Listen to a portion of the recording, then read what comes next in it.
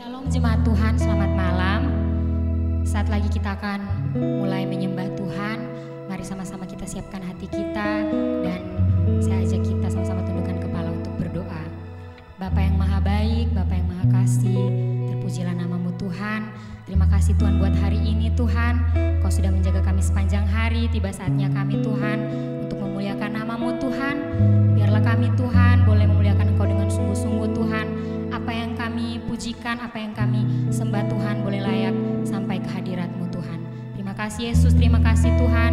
Kami hendak memulai Tuhan hanya di dalam nama Yesus Kristus. Haleluya, amin.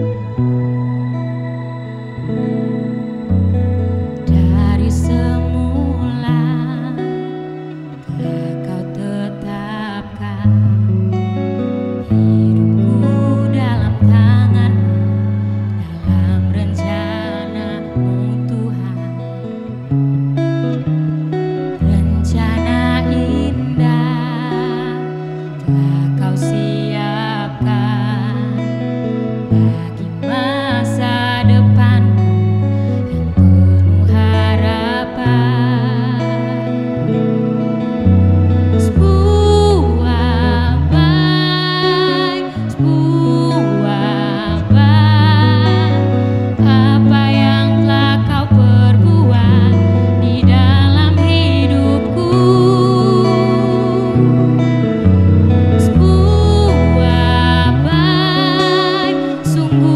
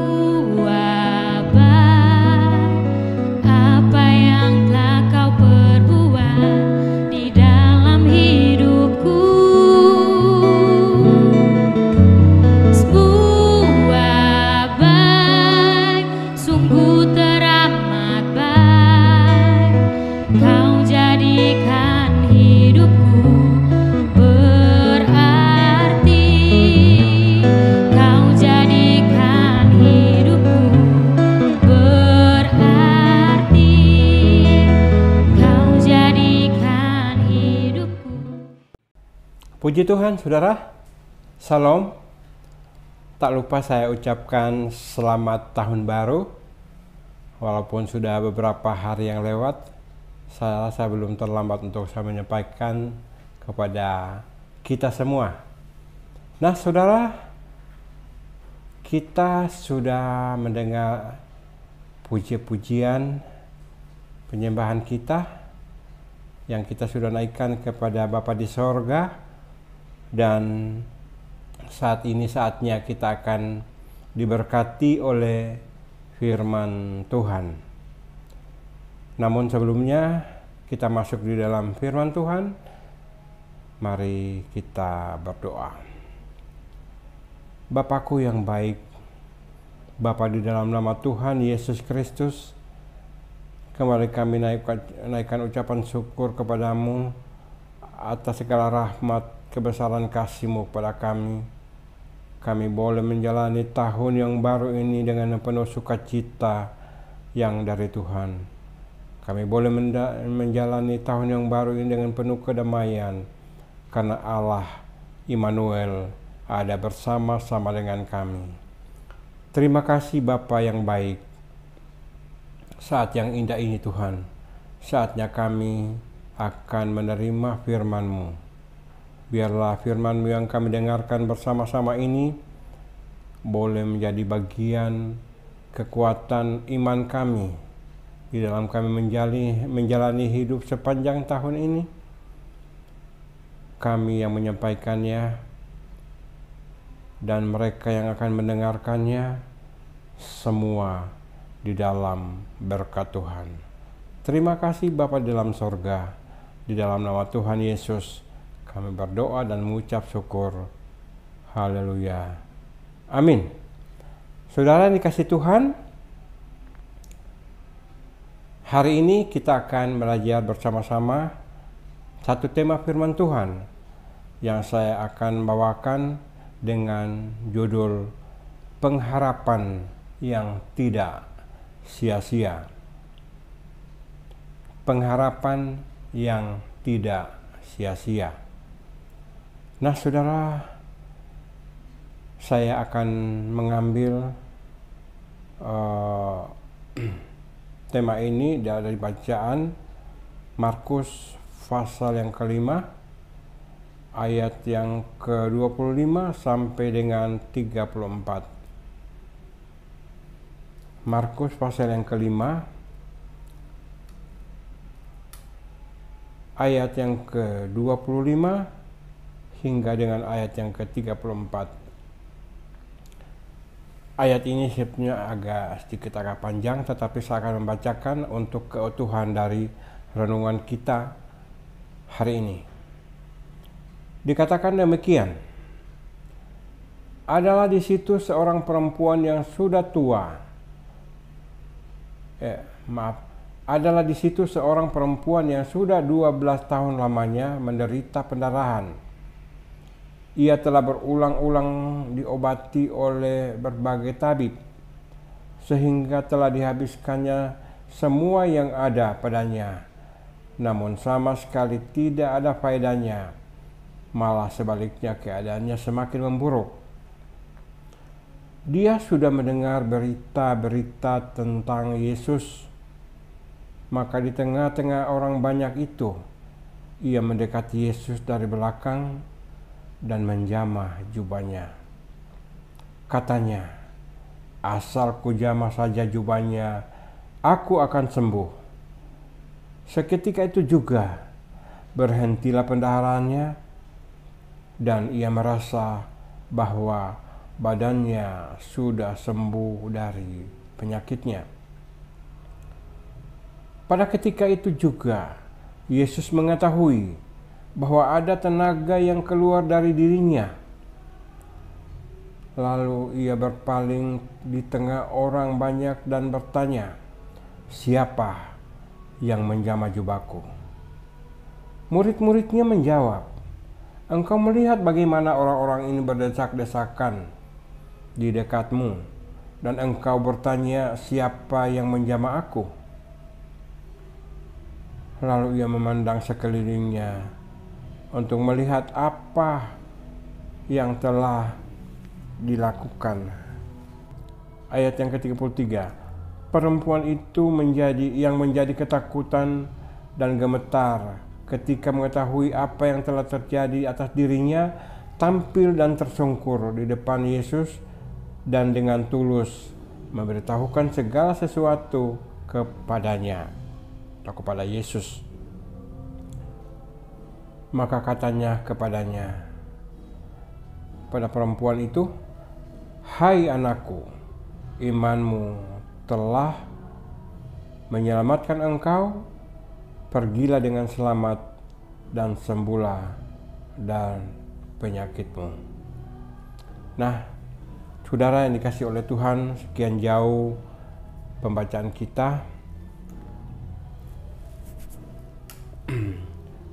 Setiap manusia tentu mempunyai satu pengharapan. Apalagi tahun yang baru ini, setiap kita, saya dan saudara, pasti mempunyai satu pengharapan. Pengharapan apa itu, saudara? Nah, bagi yang sakit, apalagi yang sakit keras, sakit parah, tentu mereka merindukan mereka akan sembuh dari penyakitnya. Mereka sangat berharap supaya mereka bisa sembuh dari penyakit. Harapan yang lain bagi orang-orang yang masih mengontrak rumah, berharap supaya tahun ini Allah memberkati hidupnya dan bisa mendapatkan sebuah rumah yang untuk dimiliki dan ditinggali. Masih banyak hal-hal yang menjadi harapan saya dan saudara yang tidak sempat saya bisa utarakan satu persatu di sini. Nah, saudara, kita kembali kepada tema kita, pengharapan yang tidak sia-sia. Dari topik renungan tentang perempuan yang sakit pendarahan selama 12 tahun. Saudaraku yang dikasihi Tuhan, kisah tentang perihal perempuan yang sakit pendarahan selama 12 tahun itu sebetulnya dicatat di dalam ketiga kitab Injil, yaitu Injil Matius, Markus, dan Lukas. Nah, ini artinya apa, saudara? Peristiwa ini tentu sangat penting bagi kita umat yang percaya. Dan di sini kita bisa melihat ada sesuatu hal yang terjadi secara tiba-tiba, yaitu kesembuhan yang tak diduga-duga oleh si perempuan yang sakit pendarahan ini. Ya, ini kesembuhan yang terjadi secara spontan. Nah, kalau kita selidiki ayat demi ayat dari kisah ini, ternyata ada penyebab semuanya itu terjadi dari iman yang dimiliki oleh perempuan ini. Dan di sini saya telah menemukan beberapa fakta tindakan iman atau langkah iman yang dimiliki oleh perempuan ini. Yang pertama, kita bisa melihat di dalam ayat yang ke-27 bagian A. Mari kita simak bersama-sama, saudara. Dikatakan, dia sudah mendengar berita-berita tentang Yesus. Nah, saudara, poin pertama yang kita bisa lihat, dikatakan bahwa perempuan ini sudah mendengar berita tentang Yesus. Berita, hanya mendengar berita tentang Yesus, tetapi bila tidak direspon, saudara, itu akan menjadi sia-sia.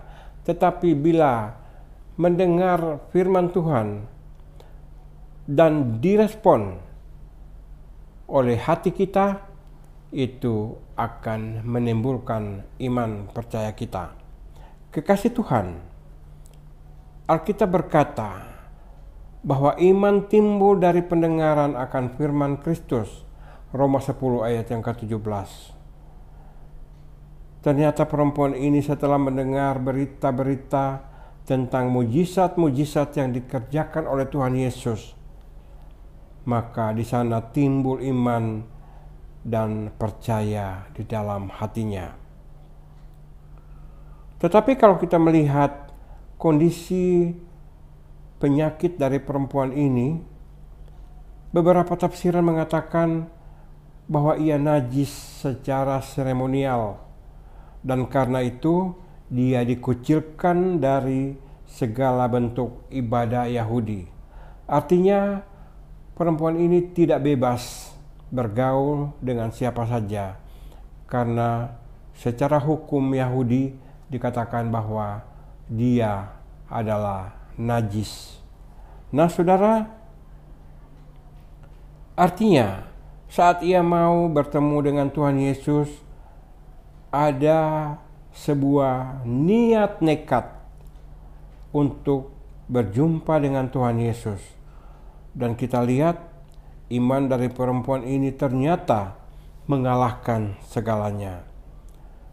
Walaupun dikatakan bahwa dia adalah seorang yang najis, tidak boleh berhubungan dengan masyarakat yang lain karena penyakitnya, tetapi ada satu hal yang sangat istimewa dari perempuan ini, yaitu dikatakan dia mempunyai niat yang sangat nekat.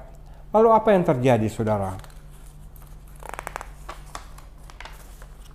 Kita lihat di dalam ayat yang ke-27 bagian B. Maka di tengah-tengah orang banyak itu, ia mendekati Yesus dari belakang dan menjamah jubahnya. Maka di tengah-tengah orang banyak itu dikatakan perempuan yang sakit ini berusaha mendekati Yesus dari belakang, dan ia berusaha untuk menjamah jubah Yesus karena dia tahu bahwa jubah itu adalah sangat berkuasa, sangat ajaib. Apabila siapa yang menyentuh jubah itu, maka dia akan menemukan satu kesembuhan yang luar biasa. Nah, saudara, bergumul di tengah-tengah orang banyak itu bukanlah perkara yang mudah bagi perempuan yang sakit ini. Tetapi karena didorong oleh satu keyakinan yang sangat kuat dan iman yang teguh dari perempuan ini, maka semua itu dia lakukan, saudara.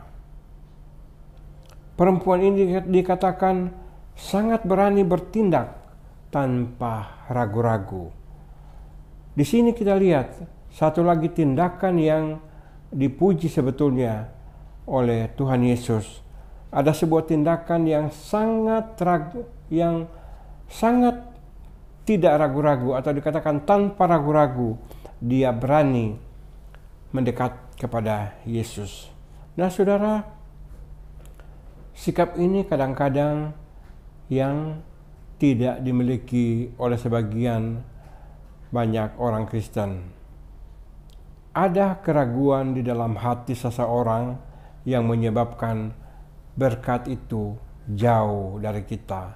Ketika kita mendoakan segala sesuatu yang kita inginkan, namun ketika kita masih mempunyai satu keraguan di dalam hati kita, niscaya saudara, kita tidak akan mendapatkan apa-apa.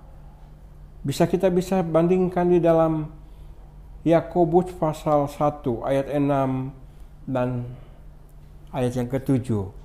Di sana dikatakan bahwa orang yang ragu-ragu tidak akan mendapatkan apa-apa. Itulah sebabnya dikatakan perempuan ini tanpa ragu-ragu. Artinya ada satu keyakinan yang luar biasa, satu kepastian di dalam hidupnya bahwa apa yang dia harapkan di dalam dirinya, yaitu kesembuhan yang akan diterima, dia pasti akan menerimanya. Kenapa? Perempuan itu bertindak tidak ragu-ragu. Nah, saudara, dikatakan perempuan ini berani mendekatkan dirinya kepada Tuhan Yesus. Dia tidak merasa minder dengan keberadaan tubuhnya yang mungkin beraroma tidak enak. Dan kita melihat apa yang terjadi selanjutnya. Saudara, seorang yang sakit tentu mempunyai ciri khas yang tidak enak. Ya, otomatis dikatakan badannya akan bau dan sangat dihindari orang. Dan orang yang bersangkutan juga tentu akan merasa minder apabila dia berhubungan dengan orang-orang yang ada. Nah, saudara,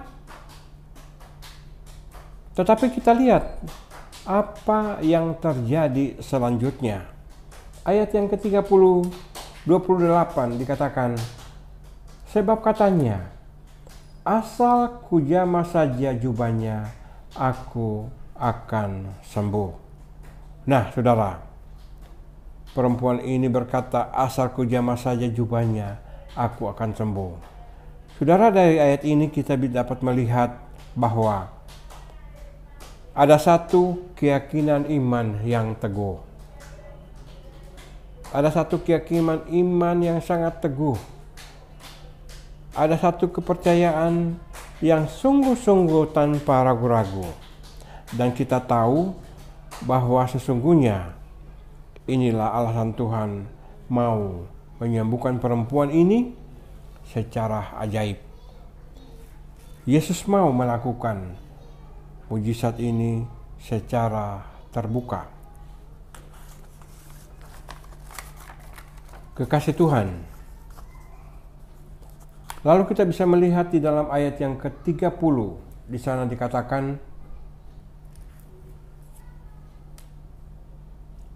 pada ketika itu juga Yesus mengetahui bahwa ada tenaga yang keluar dari dirinya. Lalu Yesus berpaling di tengah orang banyak itu dan bertanya, perhatikan saudara, siapa yang menjamah jubahku? Siapa yang menjamah jubahku? Ini adalah pertanyaan Yesus kepada orang banyak. Yang sebetulnya karena Yesus itu sudah mengetahui siapa sebetulnya yang menjamah jubahnya, tetapi Yesus hanya pura-pura bertanya, siapa yang menjamah jubahku? Nah, kekasih Tuhan, bagi para murid, pertanyaan itu adalah pertanyaan yang aneh. Lihat, di dalam ayat yang ke-31, murid-muridnya merasa heran dengan pertanyaan Yesus itu. Dikatakan karena Yesus dikerumuni orang banyak, ya pastilah orang-orang akan menyentuh bahkan memegang jubah Yesus. Pertanyaan ini sebetulnya diuntukkan kepada perempuan ini. Hanya Yesus ingin menguji apakah perempuan ini jujur atau tidak. Nah, kita lihat di sini perempuan yang mendengar perkataan Yesus ini tersungkur di bawah kaki Yesus.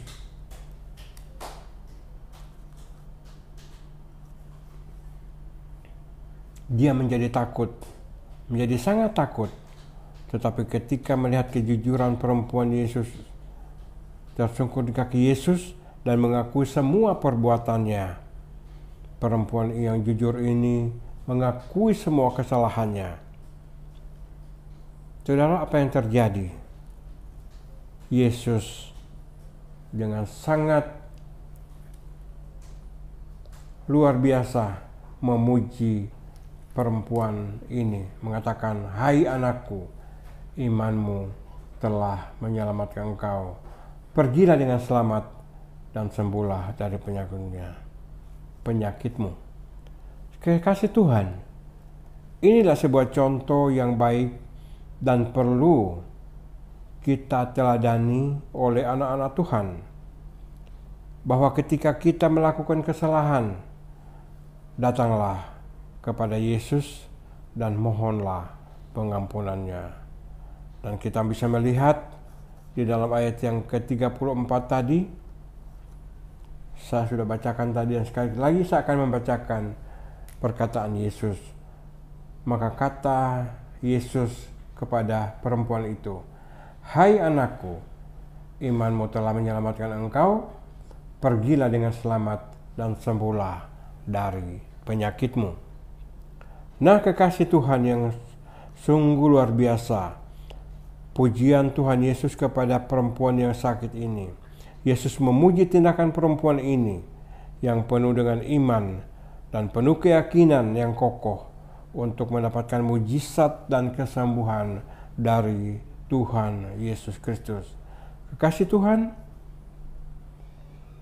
kiranya renungan ini membawa kita semakin hari semakin berani menyatakan iman kita kepada Tuhan, berani mengaku jujur, serta berani bertindak di dalam iman. Amin firman Tuhan. Mari sama-sama kita tundukkan kepala, kita berdoa. Terima kasih Bapa Sorgawi buat firman-Mu pada saat ini. Kami diajari Tuhan untuk kami boleh memiliki iman yang kuat, iman yang tidak ragu-ragu, iman yang senantiasa hanya berharap kepada Tuhan. Ketika kami memiliki semua itu, maka pengharapan kami tidak akan menjadi sia-sia. Terima kasih Bapa di dalam sorga, Engkau sungguh baik bagi kami. Engkau adalah Allah kami, Engkau adalah Tuhan kami, Engkau adalah Raja kami yang memperhatikan segenap kehidupan kami.